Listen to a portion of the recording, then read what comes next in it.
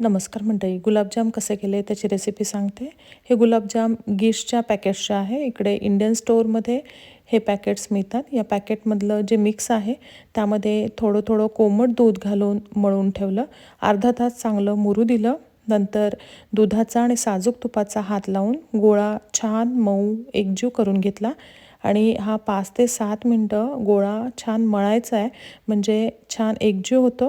याचे छोटे छोटे गोळे तयार करून घेतले. एकीकडे पाक करायला ठेवला. पाकामध्ये 4 वाट्या पाणी आणि 3.5 वाट्या साखर घातली. मंद आचेवर पाक तयार करायला ठेवला.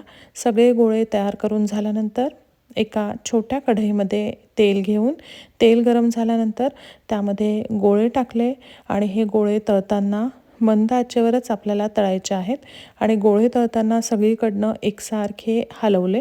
मध्ये कुठलाही स्पून किंवा झाऱ्या लगेच वापरलेला नाही. तुम्ही व्हिडिओमध्ये बघू शकता.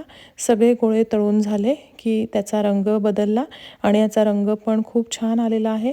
सगळ्यात शेवटी जेव्हा गोळे आपण काढू तेव्हाच झाऱ्याचा वापर केलेला आहे आणि झाऱ्याने हे गोळे काढून टिश्यू पेपरवर ठेवले. अशा प्रकारे गुलाबजामचे हे सगळे गोळे तळून घेतले. नंतर एका मोठ्या बाउलमध्ये हे गोळे टाकले आणि वरून ह्यामध्ये गरम गरम पाक टाकला. रात्रभर हे गुलाबजाम पाकामध्ये मुरू दिले, म्हणजे छान आतपर्यंत पाक शिरतो आणि हे मुरतात पण खूप छान. अशा प्रकारे मस्त गुलाबजाम तयार झाले.